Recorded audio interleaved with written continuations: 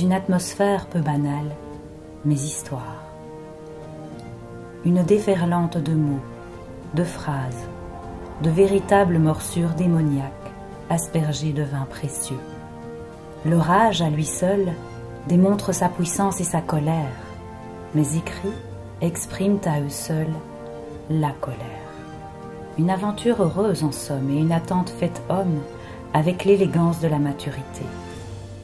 Une bizarrerie éclatant au fin fond d'une vie, éclairant une triste et navrante existence. 1000 étrangetés. Les roses sont comme nous tous. Elles tiennent à leur vie. Et donc, je suis sortie de la mienne, peu précise, mais imaginée avec son but, ses chants apaisants. Avec mes espoirs de lendemain et l'aptitude au travail, je m'étendais, moi et mes mains, trinité, sur le bitume écarlate.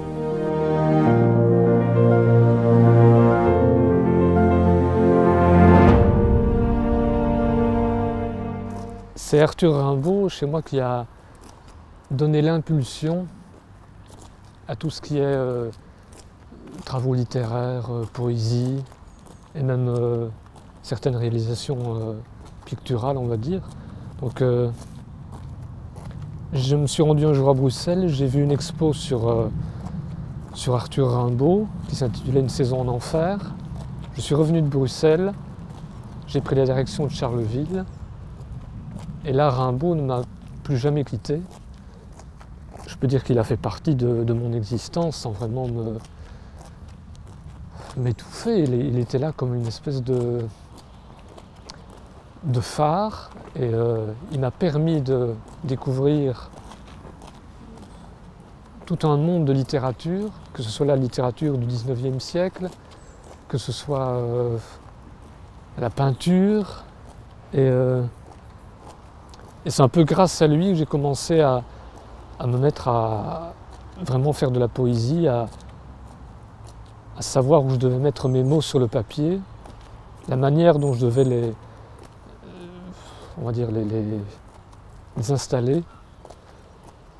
Et voilà, et depuis ce jour-là, depuis cette rencontre avec Arthur Rimbaud, j'ai eu l'impression qu'il y a eu une espèce de déclic qui s'est fait, qu'une sorte de, on ne va pas dire d'illumination, mais c'est presque ça, c'est de l'ordre de l'illumination. Mais ça n'a jamais été un personnage qui prenait toute la place dans mon paysage, c'était une espèce de guide comme ça, un guide, un poète sur la voie de la littérature, quoi. Voilà. Mais je pense que je lui dois beaucoup de choses, et non seulement le fait de m'être intéressé à des auteurs du 19e siècle, mais également même parfois à des acteurs, parce que le lien s'est fait directement entre Arthur Rimbaud et un monde, le monde du cinéma, le monde de la littérature, du théâtre.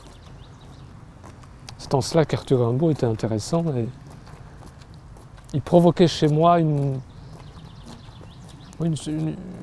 soif de connaître des choses, de lire des choses.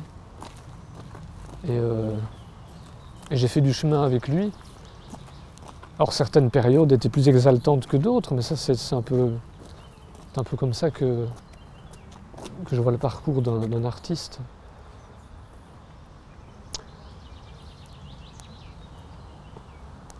La première fois que je suis venu à Charleville, ça a été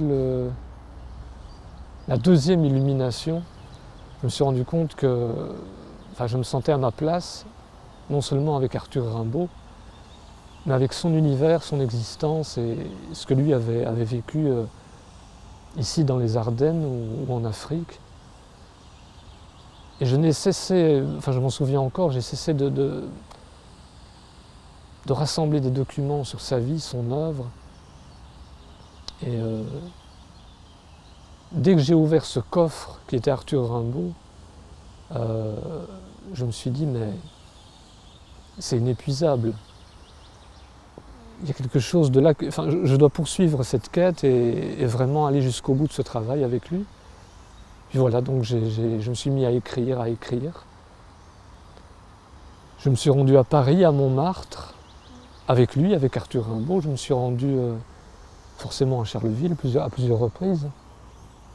Et j'allais me balader en forêt, toujours avec lui, et je réfléchissais un petit peu à comment créer, comment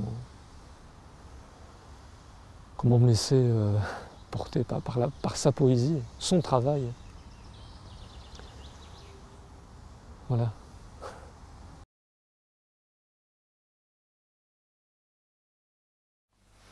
Bien, depuis cette aventure avec Rimbaud, je me suis mis à écrire quelques nouvelles, énormément de poèmes, et alors j'ai commencé l'écriture de La chasse spirituelle, donc un conte symbolique qui présentait un peu le personnage d'Arthur Rimbaud. Et de cette chasse spirituelle, j'ai écrit une petite pièce de théâtre, toujours avec le personnage de Rimbaud, et de fil en aiguille, et de découverte en découverte, je me suis mis à m'intéresser à toute une série d'écrivains, début 19e siècle, début 20e, et ces écrivains m'ont amené justement à me nourrir à leur propre travail, et là j'ai développé un style d'écriture qui me plaisait assez, et j'ai continué à écrire des nouvelles, et souvent de quelques pages, et puis une vingtaine de pages. Et actuellement, je suis en train de terminer l'écriture d'un roman assez conséquent. Et j'avais le souhait un jour d'écrire vraiment le roman, celui qui me correspondait le plus. Et voilà, l'idée est arrivée, le moment est arrivé. Et donc je me suis mis au travail. Ça fait maintenant presque 3 ans et demi, 4 ans que je suis là-dessus. Et parallèlement à ça, le dessin est toujours là, donc je continue à m'adonner à l'illustration et à la bande dessinée, avec une bande dessinée qui a été publiée en décembre, il y a 1 an. Donc le thème, c'est trois sorcières, 3 vieilles sorcières. Elles sont universelles, hein, ce ne sont pas des sorcières ardennaises, mais voilà, elles parlent un peu à tout le monde. Et puis une petite maison d'édition s'est intéressée aux personnages. Donc c'est Bande-à-part édition, située à Charleroi, et ils ont une petite structure familiale, mais vraiment très sympathique, qui ont vraiment accroché aux personnages, et voilà, ils ont décidé de publier ma bande dessinée, donc j'avais enfin mes personnages, j'étais très heureux, j'ai fait des bonds comme ça, le jour où j'ai appris que ces personnages allaient prendre leur envol, quoi. Ces 3 sorcières ont démarré leurs aventures dans la neige, et c'était comme une petite féerie sur papier, quoi. Et alors je les ai emmenés à travers forêt, à travers bois. Alors elles côtoient des personnages un peu farfelus, et je tenais à ce qu'elles aient leur univers et leur couleur, et qu'on puisse les reconnaître. Elles ont chaque fois des chapeaux différents, avec des petites créatures sur les petits chapeaux. Et je trouvais qu'elles avaient un sacré caractère, quoi.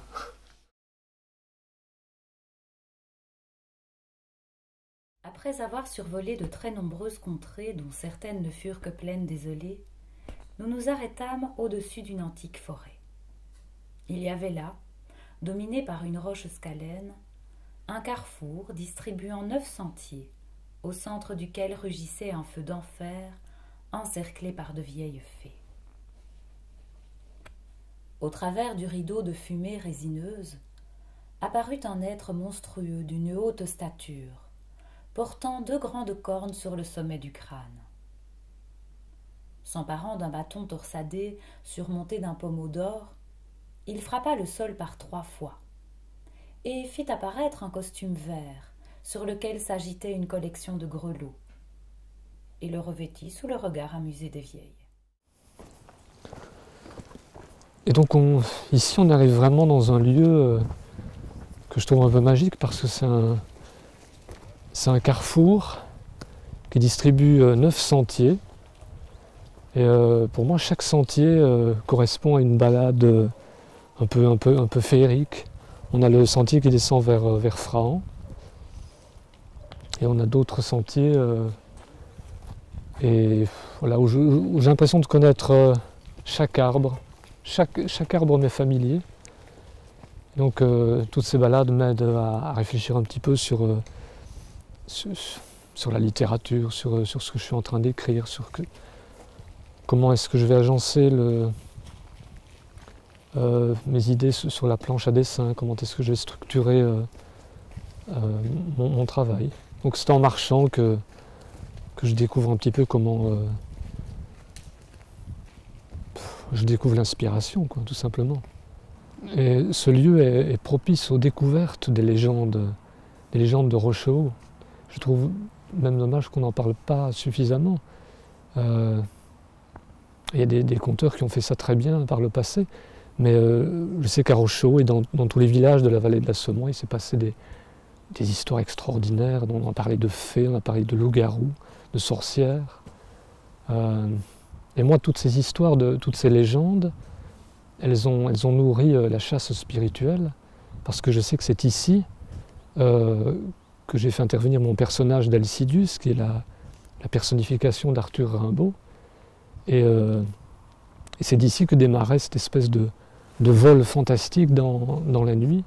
Parce que j'imaginais que ce lieu représentait un peu le rassemblement de quelques sorcières, et les chemins, les différentes directions les menaient vers des lieux mystérieux.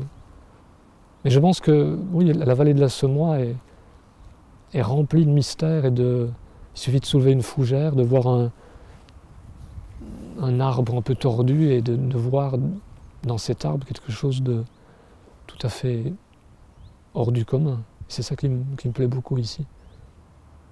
Et si on prête l'oreille, je pense qu'on peut écouter des bruits, des chuchotements. Les soirs d'été, il suffit d'aller se balader au bord des champs et de voir un lièvre qui traverse un chemin et de se dire « c'est plus un lièvre, c'est un petit être fantasque ».